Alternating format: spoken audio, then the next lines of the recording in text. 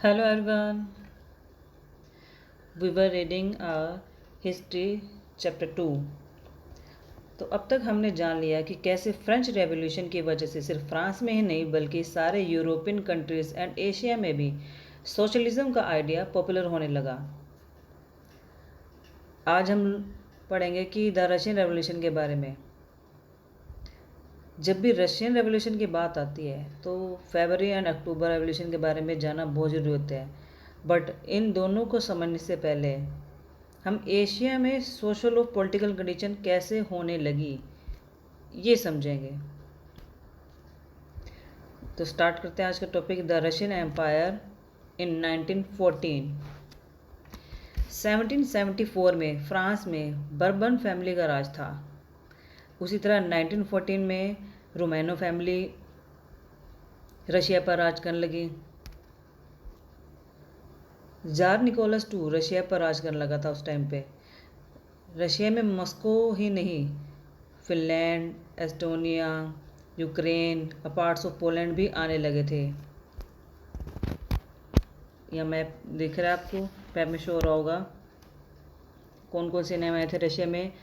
Moscow ही नहीं बल्कि उसके साथ साथ Finland, Estonia, Ukraine and parts of Poland ये इसमें आने लगे थे। इनफैक्ट रशिया की बाउंड्री जो है पैसिफिक एंड सेंट्रल एशियन जो स्टेट्स है, ये बाउंड्रीज नज़र आ रही है आपको। ये बाउंड्री के साथ साथ रशिया की बाउंड्री के साथ साथ Pacific ocean and central Asian states तक फैली हुई थी। किसकी बाउंड्री? रशिया की बाउंड्री। बहुत सारे रिलीजियस इसके अंदर, रशिया के अंदर बहुत सारे रिलीजियस भी आने लगे एशिया में, जैसे कि Catholics, Muslim, Buddhist and Protestants. लेकिन सबसे मेजोरिटी में फॉलो होने वाले रिलीजन कौन से का नाम क्या था? सबसे ज़्यादा मेजोरिटी में जो रिलीजन फॉलो हो रहा था उसका नाम है रशियन ऑर्थोडॉक्स क्रिश्चियनिटी। ठीक है, इतना क्लियर हो गया। आगे आता है हमारा मेन टॉपिक, हमारा द रशियन रेवोल्यूशन। इसके अंदर भी टॉपिक आ रहा है हमारा इकोनॉमी एंड सोसाइटी। रशिया में जो है 85% पॉपुलेशन ने एग्रीकल्चर का काम करना स्टार्ट कर दिया था। अगर हम इसे बाकी यूरोपियन कंट्रीज के साथ कंपेयर करें तो जर्मनी और फ्रांस में जो है 40% टू 50% तक जो पॉपुलेशन है वो एग्रीकल्चर का काम कर रही थी। बट एशिया के जो 85% लोगों ने जो एग्रीकल्चर का काम शुरू किया था वो मार्केट नीड्स के लिए नहीं बल्कि पर्सनल नीड्स के लिए भी उन्होंने एग्रीकल्चर का काम शुरू किया था। एशिया अब तक फूड ग्रेन्स का मेजर एक्सपोर्टर भी बन गया था।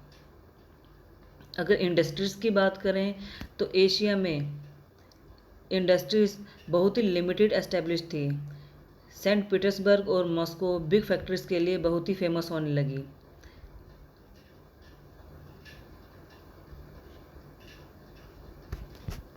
बड़ी बड़ी फैक्ट्रीज़ के क्राफ्ट जो वर्कशॉप के आसपास ही बनाई जाती थी। बड़ी बड़ी जो फैक्ट्रीज़ हैं जहाँ पर इनको क्राफ्ट्समैन मिलते थे काम करने के लिए, ये वहीं पर अपनी फैक्ट्रीज़ को सेटअप करते थे।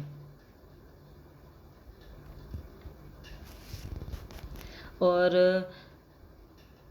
जो ये अपनी बड़ी फैक्ट्रीज़ को कहाँ सेटअप करे थे? जहाँ पे इनको क्राफ्ट्स की वर्कशॉप थी और प्रोडक्शन भी ज़्यादातर क्राफ्ट्समैन की हैंडल करते थे। जो वहाँ का जो प्रोडक्शन भी है क्राफ्ट वर्कशॉप के आसपास खोल रहे हैं तो वहाँ का हैंडल भी कौन करेंगे?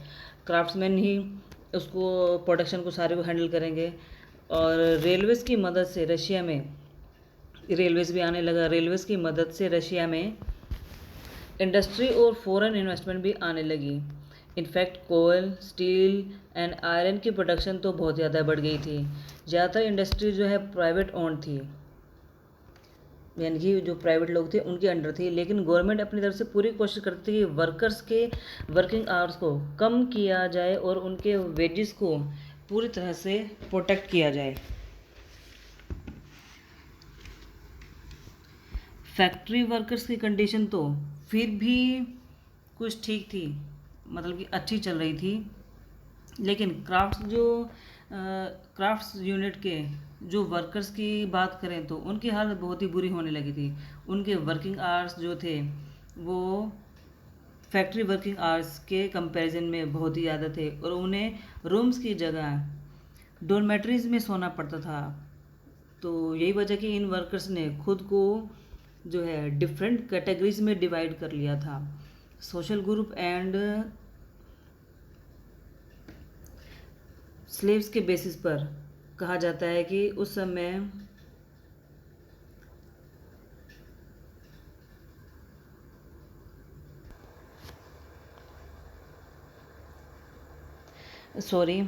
क्राफ्ट जो वर्कर्स थे उन्होंने skill group social groups and skills के बेसिस पर खुद को जो है 2 पार्ट्स में डिवाइड कर लिया था। एंड कहा जाता है कि उस समय मेटल वर्कर्स जो थे, मेटल का काम करने वाले जो वर्कर्स थे, वो खुद को वर्कर एसोसिएशन में खुद को सबसे पावरफुल मानने लगे थे, क्योंकि मेटल वर्कर को सबसे ज़्यादा ट्रेनिंग और स्किल्स की नीड होती है। इसी वजह से उन्होंने अपने आप को सबसे पावरफुल मानने लगा था, मेटल वर्क का जो डिपार्टमेंट के वर्कर्स थे। एंड इन वर्कर्स ने एक एसोसिएशन बनाई ताकि जब भी किसी को मुसीबत हो या ज़रूरत हो तो वो एक दूसरे की हेल्प कर सकें। सारे वर्कर्स में से 31 पॉपुलेशन क्या थी, एक एसोसिएशन बनाई कि किस लिए, ताकि वो एक दूसरे की हेल्प कर सकें। और इन सारे वर्कर्स में से जो 31% की पॉपुलेशन जो थी वो किसकी थी, वुमेन की थी। बट जो है कि वुमेन्स को मैन के कंपैरेटिवली मुकाबले में उनके जो वेजेस हैं वो लो वेजेस यानी कम वेजेस दी जाती थी। बट जब भी बात स्ट्राइक की आती थी तो सारी कैटेगरीज के लोग भूल कर सभी वर्कर जो हैं एकजुट हो जाते थे, यूनाइट होकर बढ़ चढ़ कर भाग लेते थे और एक दूसरे के साथ खड़े हो जाते थे। 1896 में और 1902 में स्ट्राइक का सिलसिला क्या था, बहुत ही ज़्यादा बढ़ने लगा था। टेक्सटाइल एंड मेटल इंडस्ट्री में तो स्ट्राइक बहुत ही ज़्यादा बढ़ने लगी। अब बात करें कंट्री साइड के, यहाँ पर तो ज़्यादातर जो प्रॉपर्टी थी मोनार्की, ऑर्थोडॉक्स और चर्च नोबिलिटी के पास। किसके पास थी property, monarchy, Orthodox church and nobility के पास होने लगी थी। बट जब बात आती थी लैंड कल्टीवेशन की तो सारा का सारा जो है पीजेंट्स को ही करना पड़ता था। प्रॉपर्टी सारी monarchy, Orthodox church and nobility के पास थी। बट जब कल्टीवेशन की बात आ रही थी तो सारा का सारा काम किसको दे देते थे, पीजेंट्स को करना पड़ता था। इसलिए वर्कर्स की तरह पीजेंट्स ने भी खुद को कैटेगरीज में डिवाइड कर लिया। पीजेंट बहुत ही ज़्यादा रिलीजियस थे। किसकी तरह इन्होंने डिवाइड कर लिया, ये ध्यान रखना, वर्कर्स की तरह पीजेंट्स ने भी खुद को वर्कर्स की तरह कैटेगरीज में डिवाइड कर लिया। बट जो वर्कर्स थे वो बहुत ही ज़्यादा क्या थे, रिलीजियस थे, लेकिन साथ ही साथ वो नोबल्डिस के साथ बहुत ही ज़्यादा नफरत करने लगे थे। नोबल्डिस के साथ बहुत ज़्यादा नफरत करने लगे। रशिया के पीजेंट्स एंड फ्रांस के पीजेंट में बहुत ही ज़्यादा डिफरेंस था। रशिया के पीजेंट सभी नोबल्टीज़ की लैंड को हड़पना चाहते थे। इन लोगों ने रेंट पे करने से मना कर दिया। किसने, रशिया के पीजेंट्स ने जो था नोबल्स की लैंड हड़पना चाहते थे, उन्होंने साथ ही साथ क्या किया, रेंट को पे करने से भी मना कर दिया। लेकिन कुछ ही समय बाद उन्होंने क्या किया, रेंट तो पे करना मना ही कर दिया, साथ ही साथ क्या किया, उनके लैंडलॉर्ड्स का मर्डर करना स्टार्ट कर दिया।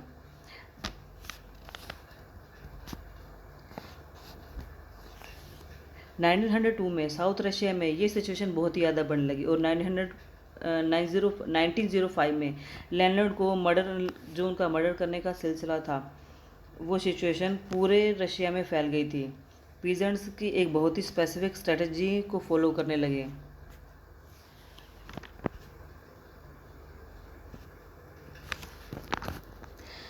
जिनमें इन लोगों ने लैंड को पीरियोडिकली आपस में डिवाइड करने का शुरू कर दिया था। ये लोग आपस में एक दूसरे की ज़रूरत को देखते हुए लैंड को डिवाइड करने लगे और इसी की वजह से इन लोगों ने सोशलिज्म की भावना भी पैदा हुई। एक दूसरे के साथ क्या कर रहे हैं, पीरियोडिकली आपस में लैंड को डिवाइड करना स्टार्ट कर दिया और ये लोग आपस में एक दूसरे की ज़रूरत को देखते हुए उनकी हेल्प भी करने लगे। और इसी वजह से इन लोगों में क्या हुआ, सोशलिज़म की भावना पैदा हो रही थी। अब आ रहा है हमारा socialism in Russia. Before 1914 Russia में सभी पॉलिटिकल पार्टीज़ को इलीगल माना जाता था। ध्यान रखना, बिफोर 1914 रशिया में सभी भी जितनी सारी पॉलिटिकल पार्टी थी उन सभी को इलीगल माना जाता था। 1898 में कार्ल मार्क्स के आइडिया से इंस्पायर होकर Russian social democratic workers party बनाई गई एक, और गवर्नमेंट की पॉलिसीज़ की वजह से इस पार्टी ने इलीगल तरीके से ऑपरेट करना शुरू कर दिया था। ऊपर हमने पढ़ा ना भी कि इलीगल माना जाता है, इसलिए इन्होंने गवर्नमेंट की पॉलिसीज़ की वजह से क्या किया, अपनी पार्टी को इलीगल तरीके से ऑपरेट करना शुरू कर दिया। न्यूज़पेपर एंड स्ट्राइक की हेल्प से इस पार्टी ने सोशलिज़म के आइडिया को पॉपुलर किया। कुछ ही समय बाद, थोड़े ही टाइम बाद, रशियन सोशलिस्ट ने नोटिस किया कि पीजेंट्स का जो पेरियोडिकली लैंड्स को डिवाइड करने का आइडिया था उन्हें नेचुरल सोशलिस्ट बनाता है। किनको, पीजेंट्स को नेचुरल सोशलिस्ट बनाता था। इसलिए वर्कर्स के वजह से नहीं, पीजेंट्स की मदद से रशिया को सोशलिस्ट बनाया जा सकता है। इसलिए 1900 में एक सोशलिस्ट रेवोल्यूशनरी पार्टी बनाई गई, एक सोशलिस्ट रेवोल्यूशनरी पार्टी बनाई गई थी।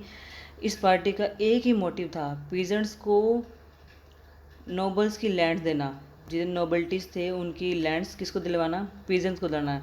इस आइडिया को अपोज किया किसने, सोशल डेमोक्रेट्स ने। सोशल डेमोक्रेट्स का मानना था कि पीजेंट्स की जो है डिफरेंट कैटेगरीज भी होती थी, कुछ पुअर थी और कुछ रिच थी। यानी कि पीजेंट्स में भी कुछ पुअर थे और कुछ काफ़ी रिच थे। तो कुछ लैंड ओनर्स भी थे और कुछ लैंड लेबरर्स भी थे। इसलिए नोबल्स की जो लैंड है सभी पीजेंट्स में इक्वली डिवाइड करने का आइडिया जो था वो बिल्कुल भी सही नहीं था। इसलिए पार्टी को ने क्या, उसे दो पार्ट्स में डिवाइड कर दिया, बोल्शेविक एंड मेंशेविक।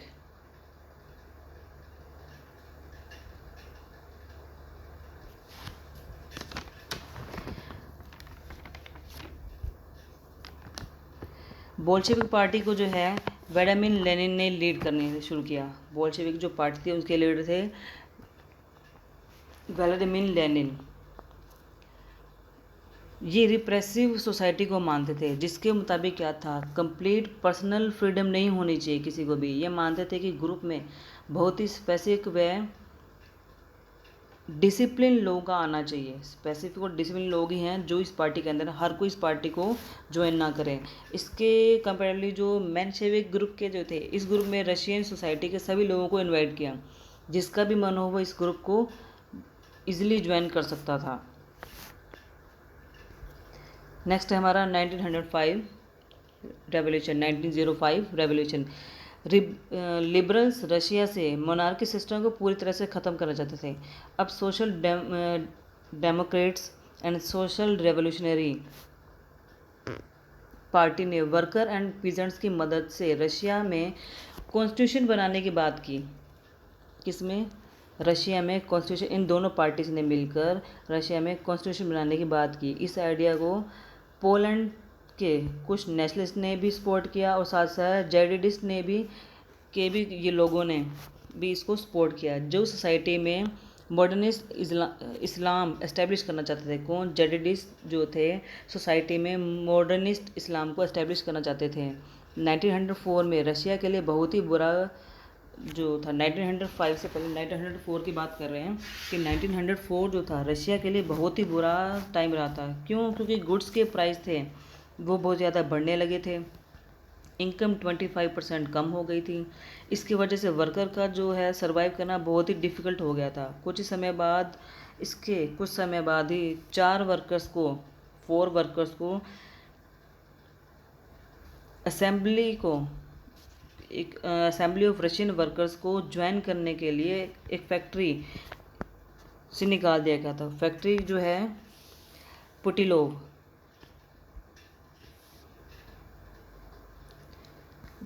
एक फैक्ट्री, वहाँ से निकाल दिया गया था। इस सिचुएशन के बाद सभी वर्कर्स, पुटिलोव फैक्ट्री से निकाल दिया। इस सिचुएशन के बाद क्या है, सभी वर्कर्स ने सेंट पीटर्सबर्ग पर स्ट्राइक डिक्लेयर कर दी।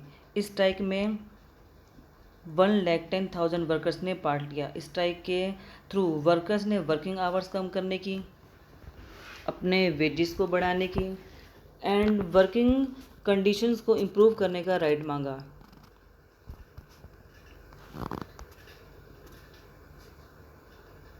एंड इस जो स्ट्राइक को कौन लीड करे थे? फादर गैपन। इस जो पूरी स्ट्राइक थी इसको लीड कौन, इनके लीडर कौन थे? फादर गैपन थे। कुछ समय में ये जो स्ट्राइक है विंटर पैलेस तक जहाँ पहुँची। कहाँ तक जा पहुँची ये स्ट्राइक? विंटर पैलेस तक जहाँ पहुँची, जहाँ पर पुलिस ने अटैक करना शुरू कर दिया। एंड विंटर पैलेस वो जगह थी जहाँ पर रशिया के मोनार्क रहा करते थे। ये वो जगह है जहाँ पर रशिया के मोनार्क रहते थे। और आज इस पैलेस को एक म्यूज़ियम बना दिया गया है। जैसे इस स्ट्राइक पर पुलिस ने हमला किया तो क्या हुआ? वहाँ पर 100 वर्कर्स इस स्ट्राइक के अंदर मारे गए और 300 वर्कर्स जो हैं वो घायल हो गए। इसलिए आज इस दिन को ब्लडी संडे के नाम से यानी खूनी रविवार के नाम से जाना जाता है। फेमस है ये, इस पे क्वेश्चन भी आता है। एंड इस इंसिडेंट के कारण, ये जो घटना हुई सारी इस इंसिडेंट के कारण रशिया में बहुत ही ज़्यादा स्ट्राइक्स होने लगी, जिसकी वजह से क्या हुआ? यूनिवर्सिटीज़ बंद रहने लगी, काफ़ी टाइम तक बंद रही। स्टूडेंट्स ने भी इसमें आगे आना शुरू किया, बढ़ चढ़ कर भाग लिया। लॉयर्स, डॉक्टर्स, इंजीनियर्स ने भी मिलकर यूनियंस इन सारों ने, लॉयर्स, डॉक्टर, इंजीनियर, इन सब ने मिलकर यूनियन ऑफ यूनियंस बनाना शुरू किया। इन सभी ने कॉन्स्टिट्यूशन के आइडिया को पूरी तरह से सपोर्ट किया। कॉन्स्टिट्यूशन का जितना भी आइडिया था उसको इन सब ने मिलकर अच्छे से सपोर्ट किया कि हाँ एक अलग से कॉन्स्टिट्यूशन होना चाहिए। इन सभी सिचुएशन को देखते हुए जार निकोलस II ने कंसल्टेटिव पार्लियामेंट इलेक्ट करने का डिसीजन लिया। इसका नाम रखा गया ड्यूमा। इस कंसल्टेटिव पार्लियामेंट का नाम क्या रखा गया? ड्यूमा रखा गया। फर्स्ट ड्यूमा को 75 डेज़ के अंदर ही ख़त्म कर दिया गया था एंड सेकेंड ड्यूमा को इलेक्ट करने में 3 मंथ्स लग गए। जार निकोलस II की पावर्स कम ना हो जाए इसलिए थर्ड ड्यूमा में क्या किया उसने? कंजर्वेटिव पॉलिटिशियन को इलेक्ट किया। और इसके अंदर जो था लिबरल्स और रेवोल्यूशन को तो राइट ही नहीं दिए गए थे।